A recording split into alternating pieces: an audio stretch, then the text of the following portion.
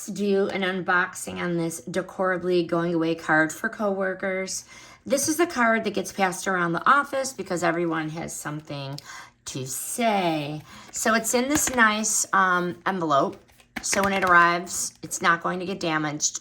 Always a plus for me. And let's open it up. It's sealed. Okay. To protect it, which I appreciate because I always sometimes get things damaged in the mail. Best of luck in your new chapter. Very nice. And then it is blank inside, so multiple people can write messages without fighting for space. There are stickers as well. Very nice. And then the beautiful envelope. I like the gold foil design. It's polished. I like the good luck vibe with the clover design. And the stickers are always very thoughtful.